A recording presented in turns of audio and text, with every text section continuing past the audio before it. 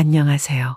오늘은 아들이 저를 필리핀에 버리고 심지어 친인척들에게 부조금까지 뜯어냈던 그 충격적인 사건 믿기지 않으시죠? 그동안 숨겨졌던 진실과 제가 겪은 고통스러운 일들, 그리고 그 후 벌어진 일들을 알려드릴 테니 끝까지 함께 해주시면 감사하겠습니다. 그리고 구독까지 꼭 부탁드립니다. 저는 인천 동인천에서 태어나고 자랐습니다. 20살이 되던 해, 저는 서울에 사는 남편과 결혼을 했습니다. 남편은 당시 건설 업계에서 막 성공의 길을 걷기 시작한 사람이었고, 저는 그의 곁에서 그 성공을 함께하며 가정을 꾸렸습니다. 경제적으로는 부족함이 없는 삶이었죠. 하지만 남편은 이를 핑계로 집을 비우는 날이 점점 많아졌고, 전 늘 혼자였어요. 가족을 위해 돈을 벌어야 하니까 이해하려고 했지만, 시간이 지나면서 그게 참 서글프더라고요. 남편은 가족보다는 항상 일,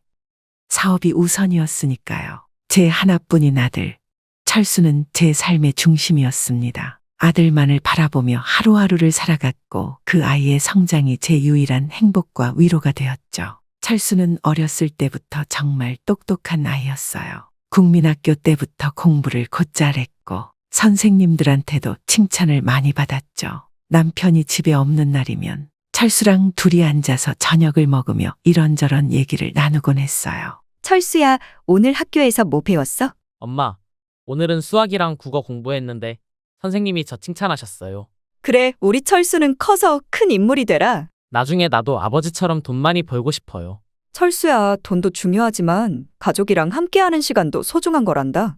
저는 철수가 나중에 어떤 어른이 될지 궁금하기도 했지만 그저 지금처럼 따뜻한 마음을 가진 사람이었으면 했어요. 남편은 하루 종일 집 밖에서 일만 하고 주말에도 거의 들어오질 않으니 사실상 저는 늘 혼자였죠. 남편과 함께 밥을 먹어본 게 언제인지 기억도 가물가물해요. 그때 제 외로움을 덜어준 사람이 있었어요. 바로 동네에서 미용실을 운영하는 숙자였죠. 그날은 유난히 기분이 울적해서 머리라도 손질해야 기분이 좀 나아질 것 같았어요. 그래서 별다른 생각 없이 미용실 문을 열고 들어갔죠. 숙자는 처음 보자마자 활짝 웃으며 저를 맞아줬어요. 어머, 어서 오세요. 처음 오시죠? 앉으세요. 그렇게 앉자마자 숙자는 제 머리를 만지면서 자연스럽게 말을 걸었어요. 머리 손질하러 오신 거죠? 요즘 스트레스 많이 받으시나 봐요? 제가 싹 정리해 드릴게요. 네, 뭐 요즘 좀 그렇네요. 아휴, 요즘엔 사는 게 다들 힘들죠. 저도 뭐 미용실 운영하는 게 녹록치 않아요. 그래도 사람들 만나면서 이런저런 얘기 나누다 보면 힘이 나더라고요. 맞아요. 남편이 일 때문에 바빠서 집에 혼자 있는 시간이 너무 많아요. 아들은 학교 가고 남편은 일하러 가고 나만 계속 집에 남아 있는 것 같고. 아휴, 우리 남편도 그래요. 집에 붙어 있는 날이 없어요. 근데요, 언니, 남편이 없는 게 싫긴 싫어도 가끔 혼자 있는 게 편하지 않아요?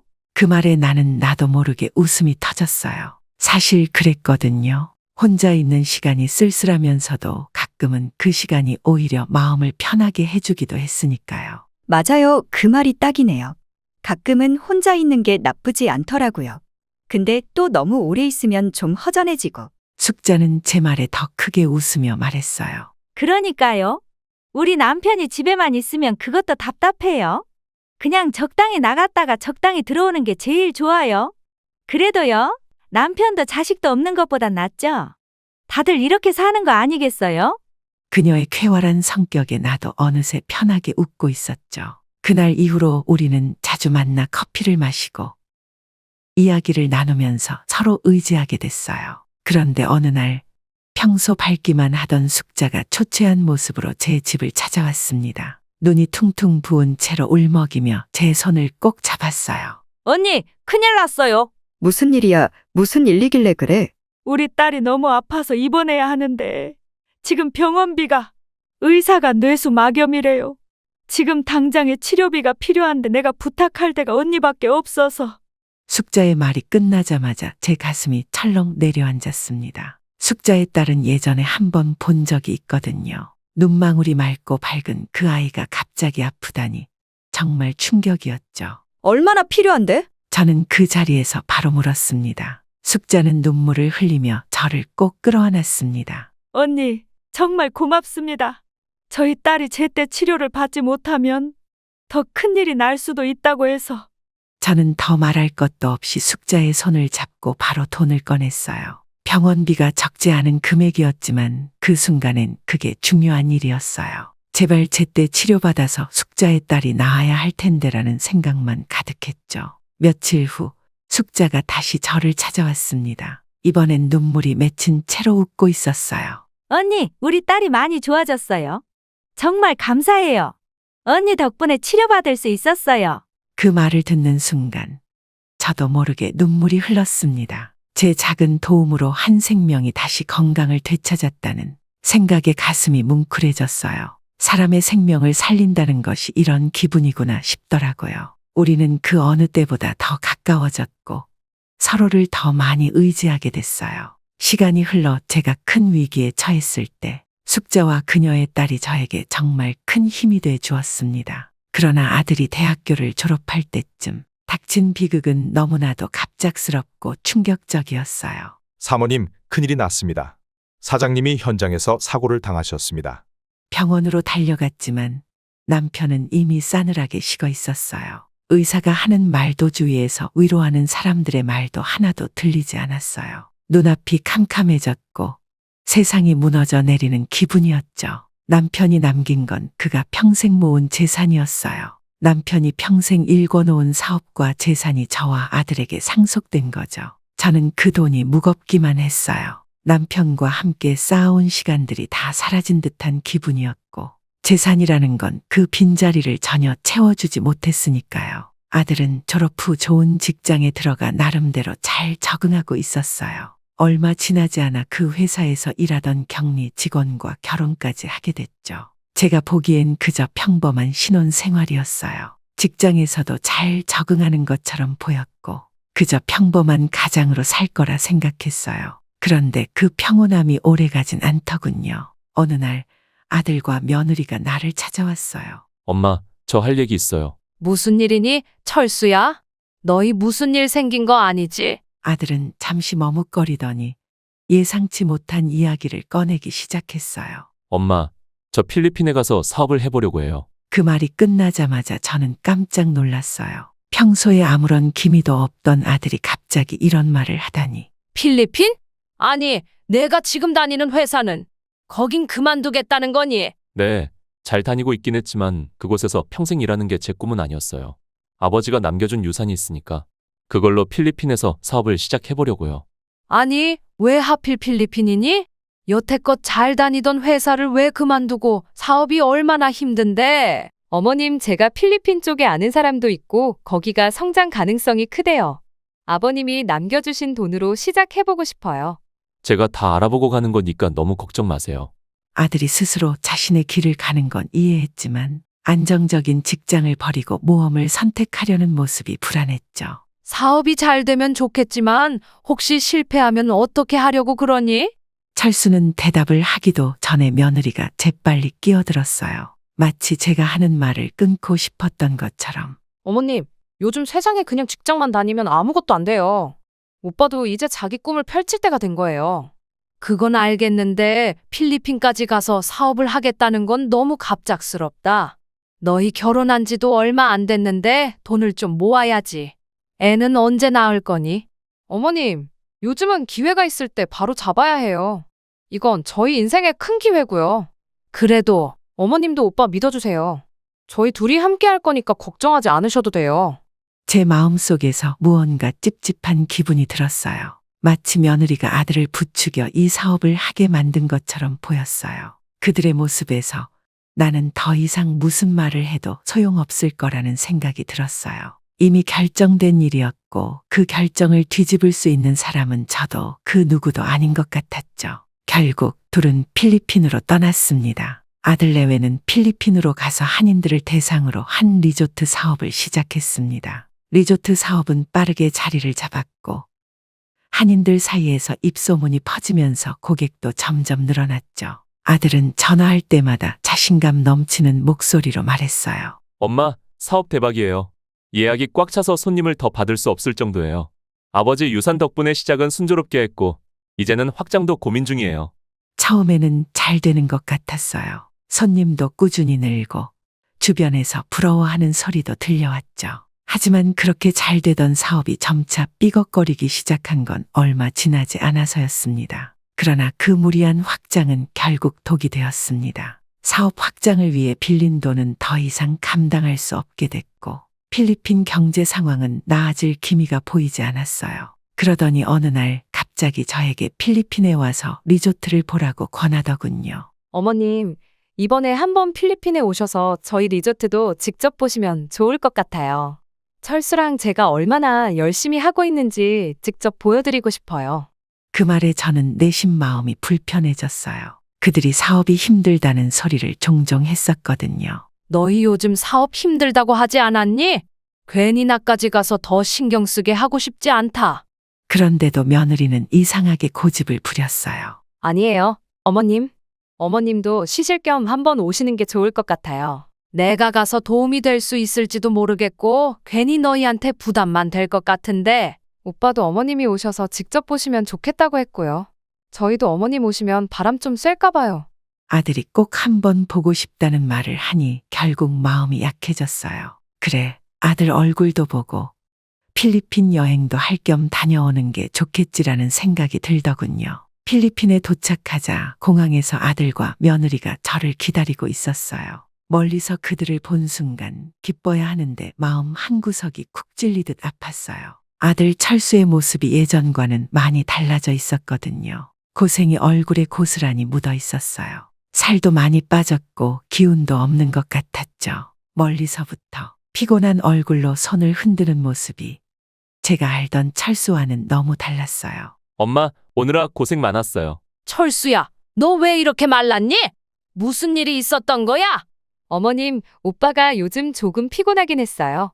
사업이 바쁘다 보니 그래도 괜찮아요. 잘 이겨낼 거예요. 아들을 오랜만에 봤으니 일단은 그가 괜찮다는 사실에 안심하려고 했죠. 아들 차를 타고 아들이 운영하는 리조트로 향했어요. 리조트에 도착했을 때 처음엔 놀랐어요. 사진으로만 보던 것보다 훨씬 좋아 보였거든요. 깔끔한 외관과 멋진 조경을 보니 그래도 아들이 열심히 했구나라는 생각이 들었어요. 하지만 그 기쁨은 오래가지 않았습니다. 리조트가 이렇게 크고 잘 꾸며져 있는데도 이상하게 사람이 별로 없었거든요. 넓은 리조트에 비해 손님이 드문드문 보였죠.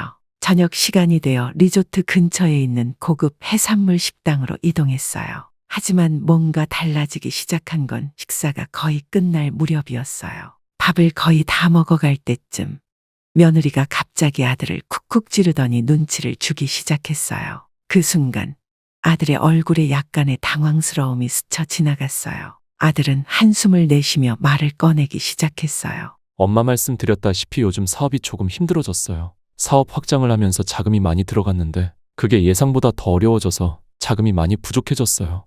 그래서 혹시 어머니께서 조금 도와주실 수 있으실까요? 그들이 나를 필리핀에 초대했던 이유가 이거였구나. 이제야 모든 게 이해됐어요. 아버님이 주신 유산 아직 남아있으시죠? 어머님이 도와주시면 다시 일어설 수 있을 것 같아요.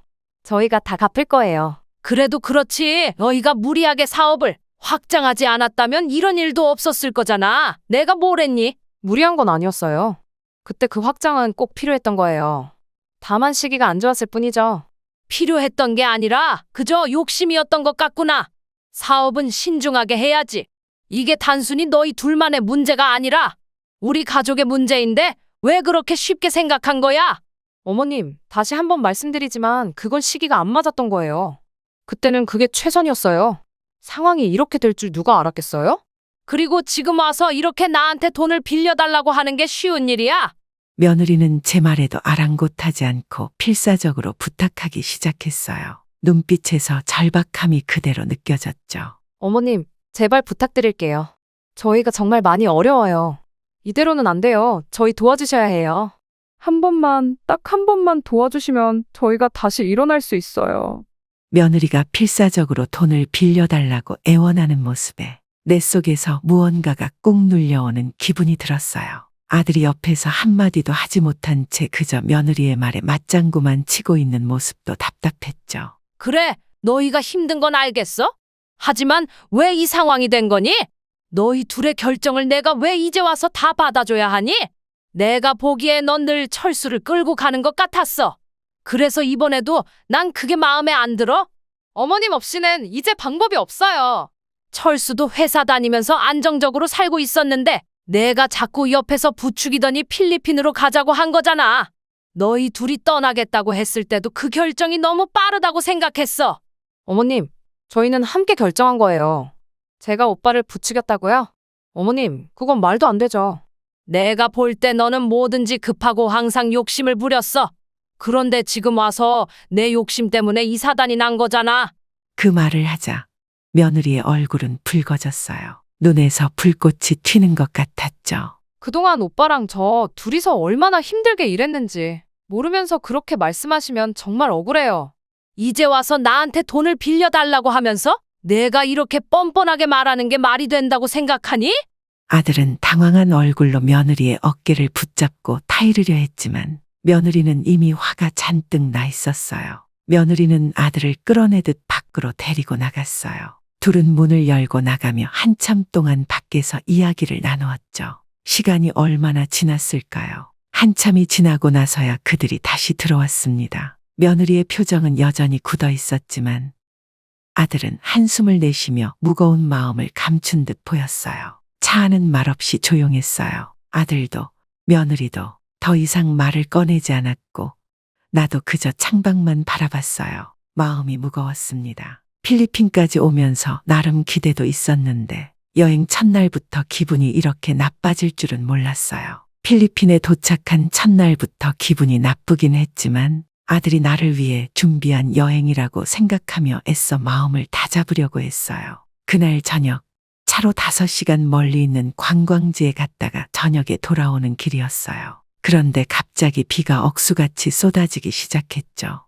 열대 지방이라 그런지 비는 거세게 퍼부었고 도로도 미끄럽고 위험해 보였어요. 엄마, 오늘은 리조트까지 가기가 어려울 것 같아요.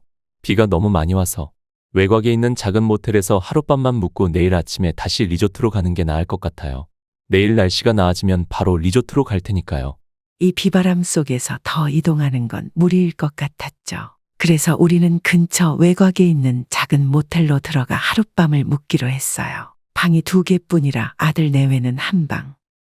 나는 혼자 다른 방에 들어가게 되었어요. 모텔은 작고 낡았고 방음도 제대로 되지 않았습니다. 쏟아지는 빗소리와 함께 옆방에서 들려오는 아들 내외의 대화 소리가 조금씩 내 귀에 들어오기 시작했어요. 지금 이렇게 시간이 지체되면 우리 진짜 끝장난다.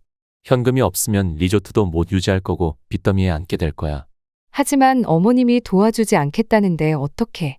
조금씩 이해되기 시작했어요. 그들이 왜 그렇게 필사적으로 나를 설득했는지, 그들의 절망이 얼마나 컸는지. 아들이 이렇게까지 몰렸는데 내가 그들을 그냥 외면해도 되는 걸까? 아들이 빚더미에 앉게 되는 상황을 내가 지켜보기만 할 수 있을까? 아들의 절망적인 목소리를 들으니 마음이 무너져 내리듯 흔들렸습니다. 밤새 고민하다가 그래, 내가 도와줘야겠구나라는 결심을 하고 잠이 들었어요. 하지만 잠을 이루기가 쉽지 않았죠. 밤새도록 깨짖는 소리와 풀벌레 소리가 들려왔고 모기 때문에 잠을 설칠 수밖에 없었어요. 게다가 습한 공기 속에서 뒤척이다 보니 피곤함이 쌓여갔습니다. 아침이 밝아오고 새소리가 내 귀에 들어왔을 때 문득 눈을 떴습니다. 그런데 뭔가 이상했어요. 주변이 무척이나 조용했고 어딘가 텅 빈 느낌이 들었죠.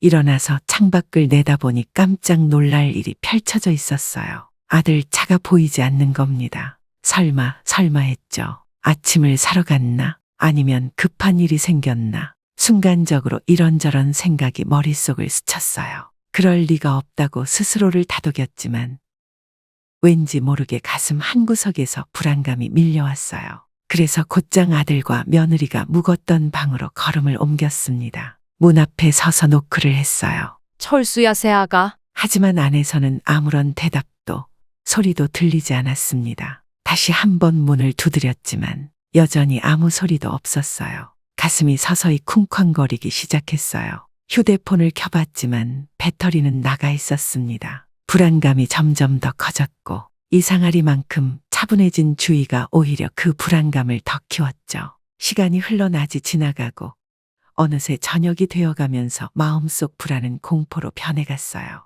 고요한 방 안에서는 나 혼자만 덩그러니 남아 있었습니다. 저녁이 되자 더 이상 견딜 수 없어 모텔 밖으로 나가보려 했어요. 그런데 밖에 나가자마자 무언가가 눈에 들어왔습니다. 어둠 속에서 움직이는 그림자들, 자세히 보니 들개들이 무리를 지어 여기저기 돌아다니고 있었습니다. 그 들개들은 날카로운 눈빛으로 나를 쳐다보고 있었고 나는 두려움에 사로잡혀 몸이 굳어버렸죠. 이러다 큰일 나겠구나. 서둘러 다시 방 안으로 들어가 문을 잠갔어요. 여기서 빠져나가야 한다는 생각이 들었지만 어디로 가야 할지조차 막막했죠. 핸드폰도 신호가 잡히지 않았어요. 마치 세상과 단절된 것처럼 느껴졌습니다. 나는 혼자 중얼거리며 답답한 마음에 눈물을 흘렸습니다. 무엇보다 말이 통하지 않는 이국 땅에서 나 혼자 남겨졌다는 현실이 너무나도 암울하게 다가왔습니다. 필리핀이라는 낯선 땅에서 언어도 모르고 도움을 청할 사람도 없다는 사실이 점점 더 두렵게 느껴졌어요. 들개들의 짖는 소리가 들릴 때마다 심장이 쿵쿵거렸고 점점 어두워지는 하늘을 바라보며 이제 어떻게 해야 하나라는 생각만 반복했어요. 그러던 중 갑자기 방문이 거칠게 열리면서 모텔 주인이 방 안으로 들어왔습니다. 그는 무언가를 소리치며 나에게 다가왔어요. 얼굴은 화가 잔뜩 나 있었고 손을 허공에 휘저으며 나에게 다가왔죠. 나는 순간 당황해서 몸이 굳어버렸어요. 주인은 내 앞에서 계속 소리를 지르며 나를 향해 손짓을 했어요. 필사적으로 손짓 발짓을 하며 내가 겪고 있는 상황을 어떻게든 설명하려고 했습니다. 주인은 내 말을 온전히 이해하진 못했지만 나의 절박한 모습을 보고는 다행히 도움을 주려는 것 같았어요. 그는 필리핀 현지어로 무언가를 말하면서 주변 사람들에게 전화를 걸었고 그때 한 젊은 현지인이 나에게 다가왔습니다. 주인과 그 현지인은 내 이야기를 듣고는 놀란 표정을 지으며 나를 위로했죠. 그 젊은이의 오토바이를 1시간 타고 주민들이 모인 작은 가게로 데려갔어요. 나는 영어도 잘 못했어요. 그래서 그에게 무슨 말을 해야 할지 몰랐죠. 다급한 마음에 코리아, 코리아 라는 말만 반복했어요. 그들은 내 모습을 보고 나를 의자에 앉히고 물과 음식을 챙겨주며 진정시켜 주었죠. 그중 몇 명은 서로 이야기를 나누며 무언가 방법을 찾으려 하는 듯했어요. 그들은 나를 보고 웃으며 걱정하지 말라는 듯한 제스처를 취했어요. 다음 날 마을 사람 중 한 명이 차를 내주어 나는 그 차를 또 2시간 타고 마을을 벗어나 더 큰 도시로 이동하게 되었어요. 도시로 도착하자 그 젊은이는 나를 곧장 경찰서 같은 곳으로 데리고 갔습니다. 경찰서 안에 들어가자 현지인은 경찰관과 긴 대화를 나누기 시작했어요. 한참 동안 이야기가 오간 후 경찰관은 고개를 끄덕이더니 나에게 친절한 표정을 지어 보였어요. 경찰관의 도움을 받아 차를 타고 한국 대사관으로 향했습니다. 한국 대사관에 도착했을 때 나는 극도로 지친 상태였어요. 몇 날 며칠을 불안 속에서 지내다 겨우 도움을 받았으니 몸도 마음도 완전히 무너져 있었습니다. 대사관에 도착하자마자 나는 담당 직원에게 모든 상황을 설명하려 했어요. 하지만 입에서 나오는 건 떨리는 목소리와 함께 끊임없는 혼란스러운 이야기뿐이었죠. 우선 안심하세요. 저희가 도와드릴 테니 천천히 말씀해 주세요. 그제야 나는 아들이 나를 버리고 떠났다는 믿을 수 없는 사실을 겨우 입 밖으로 꺼냈습니다. 그들은 곧바로 아들에게 연락을 시도했죠. 하지만 아들은 대사관에서 보낸 연락을 받지 않았습니다. 정말로 나를 이렇게 두고 간 거구나라는 생각이 점점 확실해지면서 그동안 믿고 싶지 않았던 사실이 서서히 현실로 다가왔죠. 며칠 후 대사관은 나를 한국으로 돌려보내기로 결정했습니다. 모든 절차가 마무리되었고 나는 마침내 귀국할 수 있었습니다. 비행기 표와 필요한 서류들은 대사관에서 모두 처리해 주었고 나는 극적으로 한국으로 돌아올 수 있었어요. 한국에 도착했을 때 나는 무겁고 복잡한 마음으로 공항에 내렸습니다. 그리고 그 순간 눈물이 터져 나왔습니다. 차가운 공항 바닥 위로 눈물이 뚝뚝 떨어졌어요. 필리핀에서의 그 불안한 시간들, 아들에게 버려졌다는 충격, 그리고 내가 혼자 남겨졌다는 두려움까지 모든 게 그 순간 눈물로 쏟아졌습니다. 한참을 울고 나니 그동안 잊고 있던 휴대폰이 생각났습니다. 배터리가 나간 지 오래된 휴대폰을 꺼내 충전하기 시작했어요. 휴대폰이 켜지자마자 나는 서둘러 숙자의 번호를 눌렀어요. 신호가 가는 동안 내내 가슴이 두근거렸습니다. 그 짧은 시간 동안에도 울컥하는 감정이 다시 올라왔어요. 숙자의 목소리가 전화기 너머에서 들려오자 나는 서둘러 말을 꺼내려 했지만 눈물 때문에 목소리가 잘 나오지 않았어요. 겨우 침을 삼키고 차분히 말하려 했죠. 숙자야, 나야. 나 돌아왔어. 숙자는 깜짝 놀란 듯 소리를 질렀습니다. 어머, 언니 맞아? 지금 어디야? 언니가 돌아왔다고? 나 한국에 돌아왔어. 필리핀에서 정말 많은 일이 있었어. 아이고, 이제 무슨 일이야? 사실 며칠 전에 언니가 죽었다고 연락 받았어. 그래서 부조금도 냈다니까. 언니가 돌아가셨다고 해서 다들 그렇게 알고 있었는데 어떻게 이런 일이? 그 순간 나는 머리가 멍해지고 심장이 덜컥 내려앉는 것 같았어요. 뭐? 내가 죽었다고? 나는 숨이 막힐 것 같은 기분으로 말을 이어갔습니다. 부조금이라니? 그게 무슨 소리야? 누가 그런 말을 했어? 숙자는 그제서야 상황을 설명하기 시작했어요. 아들 내외가 친척들과 지인들에게 내가 필리핀에서 사고로 죽었다고 연락을 돌렸다는 겁니다. 부고 소식을 전한 덕분에 친인척들이 부조금을 내며 도왔다는 사실을 듣는 순간 나는 도저히 믿을 수 없었습니다. 아들이 정말 그랬다고? 나를 죽은 사람으로 만들고 부조금까지 받았다고? 그 말이 머릿속에서 맴돌면서 믿기지 않는 현실이 나를 짓눌렀습니다. 그들이 나를 남겨두고 떠난 것도 충격이었지만 이렇게까지 속여서 친인척들로부터 부조금을 챙겼다는 사실에 기가 막혔어요. 아이고야, 이게 다 무슨 일이야? 나는 목소리를 억누르려고 했지만 너무나도 억울하고 슬펐습니다. 언니, 지금 어디야? 어디서 전화하고 있는 거야? 인천공항이야. 방금 한국에 도착했어. 언니, 거기서 가만히 있어. 내 딸이 있잖아. 서울에서 방송국 작가로 일하고 있는데 인천까지 금방 갈 수 있어. 내가 딸한테 부탁해서 너 데리러 가게 할 테니까 조금만 기다려. 나는 그 말에 눈물이 다시 고일 만큼 고마운 마음이 들었어요. 정말 고마워, 숙자야. 딸한테 금방 연락할 테니까 걱정하지 말고 기다려. 공항에서 멍하게 앉아서 지연이를 기다리고 있었습니다. 어머님, 오래 기다리셨어요?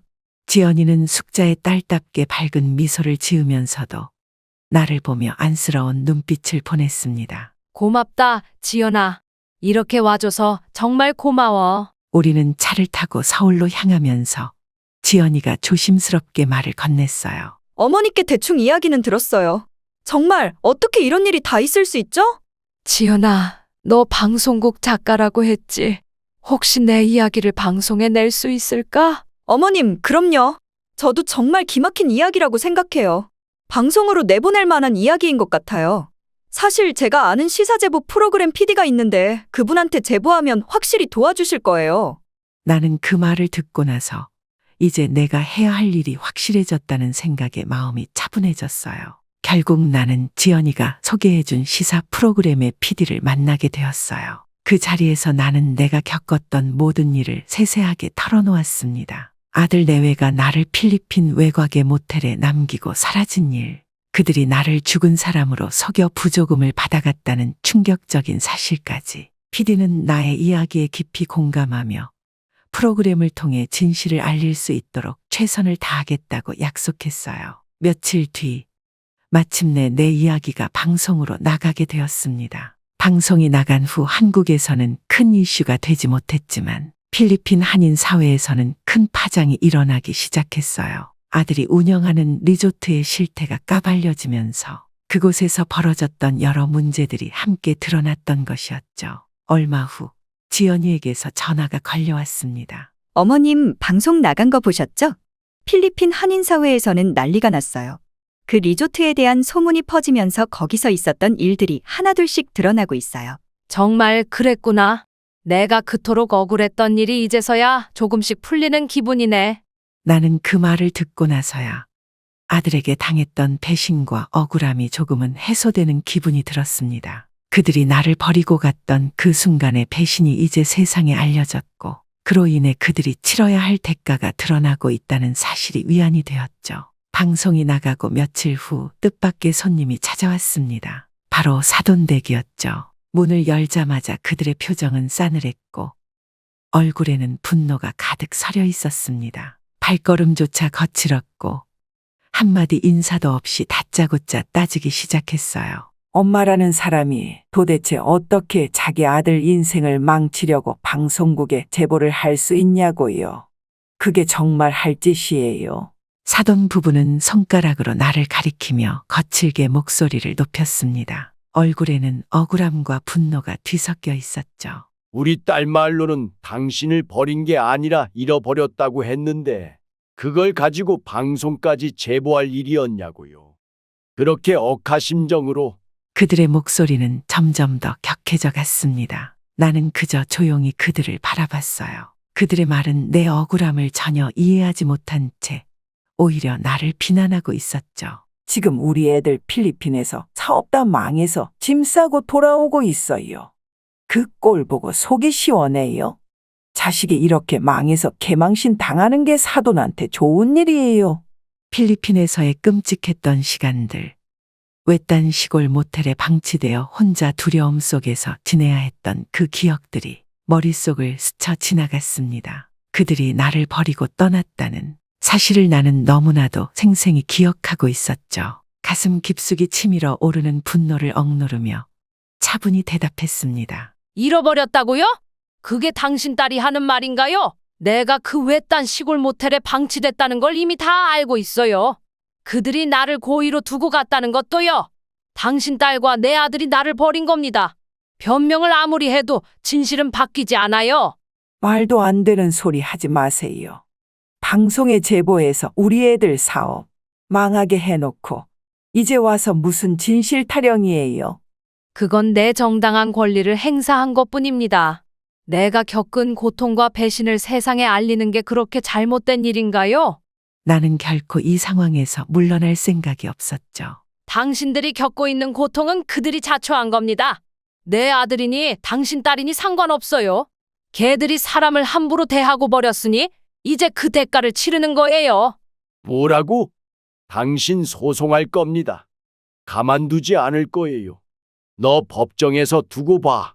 그들은 더 이상 말을 이어가지 못하고 마지막으로 침을 딱 뱉고 돌아서서 나가버렸습니다. 문 밖에서 거칠게 발걸음을 옮기며 분을 참지 못하는 그들의 모습이 어이없고 한심하게만 보였죠. 나는 그들이 떠난 뒤에도 미소를 지었습니다. 그들의 협박에도 전혀 두려움이 없었죠. 이제 그들이 소송을 걸든 무슨 말을 하든 나는 내 길을 가겠다고 결심했습니다. 며칠 후 저는 여느 때와 같이 숙자와 나는 오후 내내 손뜨개를 하며 조용히 이야기를 나누고 있었어요. 따뜻한 햇살이 창문을 통해 들어오고 바람은 선선하게 불어오는 평화로운 시간이었죠. 숙자와 이런저런 얘기를 나누며 담소를 나누고 있는데 갑자기 초인종 소리가 울렸습니다. 저는 예상치 못한 방문에 잠시 당황했지만 누구일까 싶어 문을 열어보았죠. 문을 열자 그곳에 아들 내외가 서 있었습니다. 그들의 얼굴에는 세상의 모든 고통을 짊어진 듯한 표정이 가득했습니다. 내 앞에 무릎을 꿇으며 입을 열었어요. 엄마, 정말 미안해요. 우리가 정말 잘못했어요. 여기가 어디라고 찾아와? 어쩜 이렇게 뻔뻔하게 다시 찾아올 수 있어? 천하의 불효자들아. 숙자는 손에 들고 있던 손뜨개를 던지며 분노를 터뜨렸습니다. 그녀의 말에 아들 내외는 고개를 숙인 채 아무 말도 하지 못하고 있었습니다. 부조금으로 가져간 돈 다 떨어진 거야? 그래서 이렇게 귀여운 거지. 그 돈으로 잘 먹고 잘 살 줄 알았냐고? 나도 그들의 갑작스러운 방문에 멍하니 서 있을 수밖에 없었지만 숙자의 말이 마음을 찌르듯 아프게 느껴졌습니다. 숙자야, 잠깐만 자리를 비워줄래? 내가 이야기 좀 해볼게. 숙자는 나를 바라보며 안타까운 눈빛을 보냈습니다. 내 부탁에 결국 고개를 끄덕이며 자리에서 일어났습니다. 방 안에는 다시 정막이 흘렀습니다. 아들과 며느리는 여전히 고개를 떨군 채 눈물만 흘리고 있었죠. 어머님, 제발 한 번만 저희를 용서해 주세요. 입이 10개라도 할 말이 없습니다. 이제는 아무것도 남지 않았어요. 저희를 제발 도와주세요. 눈앞에 펼쳐진 그들의 악어 눈물이 얼마나 한심스러운지 나는 차분히 앉아서 그들의 흐느낌을 바라보며 더 이상 어떤 감정의 동요도 느끼지 않았습니다. 내가 별다른 반응을 보이지 않자 며느리와 아들은 이제 슬슬 내 눈치를 보기 시작했습니다. 그러던 중 나는 갑자기 자리에서 일어났습니다. 나는 부엌에 놓여있던 바가지에 찬물을 퍼서 돌아왔습니다. 아들은 여전히 무릎을 꿇고 나를 올려다보며 입을 때려던 순간 나는 주저하지 않고 그 찬물을 아들의 면상에 착 뿌렸습니다. 물이 뿌려지는 순간 아들은 화들짝 놀라며 당황스러운 얼굴로 나를 쳐다보았죠. 엄마, 이게 무슨... 나는 곧바로 부엌에서 쌀을 한 움큼 들고 나왔습니다. 그들이 어리둥절한 표정으로 나를 바라보는 가운데 나는 쌀을 세게 그들 위로 뿌리기 시작했습니다. 쌀알이 사방으로 흩어지며 그들의 몸과 얼굴을 덮어갔습니다. 아들은 물론 며느리까지 입을 벌린 채 어이없어 하며 나를 쳐다봤죠. 재수가 없으려니 썩 나가. 나는 다시 한 번 쌀을 집어 던지며 그들에게 소리쳤습니다. 다시는 내 앞에 나타나지 마. 내 집에 다시는 발도 들이지 말고 내 인생에서 썩 꺼져. 그들은 완전히 당황한 채 쌀알이 묻은 몸을 털며 서둘러 일어났습니다. 아들은 머뭇거리며 뭔가 변명하려 했지만 나는 단호하게 문을 가리켰습니다. 어서 나가라. 더 이상 내 말을 듣고 싶지 않아. 그제야 그들은 더 이상 할 말이 없다는 듯 쫓기듯 문을 열고 나갔습니다. 나는 문이 닫히는 소리를 듣고 나서야 통쾌함과 해방감을 느꼈습니다. 그렇게 아들과 며느리가 떠나고 몇 년이 흘렀습니다. 그 사이 세월은 쏜살같이 지나갔죠. 어느 날 아들의 오래된 친구로부터 연락이 왔습니다. 갑작스러운 전화에 의아해하면서 전화를 받았죠. 그 친구는 다급한 목소리로 말을 꺼냈습니다. 안녕하세요. 어머님 갑작스럽게 연락드려서 죄송합니다. 그런데 철수 어디 있는지 아세요? 몇 달 전부터 철수랑 연락이 안 돼서 혹시 아세요? 아니, 난 들은 게 없는데 무슨 일이니? 사실 철수를 찾는 빚쟁이가 저한테 찾아왔어요. 그 사람 말로는 철수가 돈을 갚지 못하고 도망쳤다고 하더군요. 그래서 나도 철수한테 계속 연락했는데 며칠 동안 전화도 받지 않고 이제는 도저히 방법이 없어서 경찰에 실종 신고를 했어요. 아들이 그렇게까지 절망적인 상황에 처해 있었다니 도저히 믿을 수 없었죠. 이어지는 말에서 친구는 또 다른 소식을 전했습니다. 그리고 철수가 와이프랑 이혼했습니다. 둘이 사업 망하고 많이 싸웠겠죠. 그동안 쌓였던 분노와 서운함이 다시 떠오르면서도 이제 아들이 정말 바닥에 떨어졌다는 것을 실감할 수밖에 없었죠. 경찰에서 찾기를 기다리고는 있지만 걱정돼서요. 나는 그제야 아들의 몰락이 생각보다 훨씬 심각하다는 것을 깨달았고 그동안 쌓인 감정이 복잡하게 얽혀 마음을 짓누르기 시작했습니다. 아들의 친구로부터 듣게 된 소식이 마음속에 큰 돌덩이처럼 무겁게 자리 잡고 있었습니다. 서에 도착하자 나는 숨을 고르며 담당 경찰관을 찾아가 아들의 행방을 물었습니다. 박철수 씨 어머님 되시죠? 예, 저희가 다행히 박철수 씨 찾았습니다. 찾았다고 하니 안도하면서도 뭔가 심상치 않은 분위기를 느꼈죠. 아들은 지금 어디 있나요? 내가 묻자 경찰관은 망설이는 듯하다가 천천히 말을 이어갔습니다. 찾은 곳은 노숙자 쉼터였습니다. 아드님께서 현재 그곳에서 지내고 계십니다. 밖에 나온 지는 몇 년 됐다고 하던데. 그 말이 끝나자마자 내 머릿속이 하얘졌습니다. 노숙자 쉼터? 믿기지 않았습니다. 내 아들이 멀쩡히 직장 다니던 그 아이가 이제는 노숙자가 되어 쉼터에서 생활하고 있다니. 나는 그 말을 듣고 아들의 몰락이 현실로 다가왔다는 것을 뼈저리게 느꼈습니다. 눈물이 자꾸만 흘러내렸습니다. 손수건을 꺼내 얼굴을 가렸지만 마음속 깊은 곳에서 솟아오르는 슬픔은 멈출 수 없었어요. 아들이 나를 타지에서 버린 그 불효를 잊을 수 없었고 그때의 분노가 아직도 남아있지만 이제 그 아이가 몇 년간 노숙 생활을 하며 고통받았다는 사실이 마음을 찢어놓았습니다. 몇 년 동안 어디서 어떻게 지내왔을지, 몸이 아픈 건 아닌지, 제대로 먹고는 있는지, 내가 알 수 없는 그 아이의 지난 날들이 내 마음을 무겁게 짓눌렀습니다. 버스 안에서 눈물을 참으려 했지만 자식 앞에서 한없이 약해지는 게 부모라는 걸 깨달았어요. 이제 어떻게 해야 할까요? 그동안 쌓였던 상처와 분노가 가슴 속에 있지만 한편으론 아들을 외면할 수 없다는 생각에 마음이 너무 복잡합니다. 여러분이라면 어떻게 하시겠어요? 자식을 끝까지 버려야 할까요? 아니면 어리석은 자식을 품어야 하는 걸까요? 여러분의 의견이 정말 궁금합니다. 댓글로 여러분의 생각을 남겨주세요. 구독 버튼을 눌러주시고 앞으로의 이야기도 함께 해주셨으면 좋겠습니다. 여러분의 관심과 참여가 제게 큰 힘이 됩니다. 감사합니다.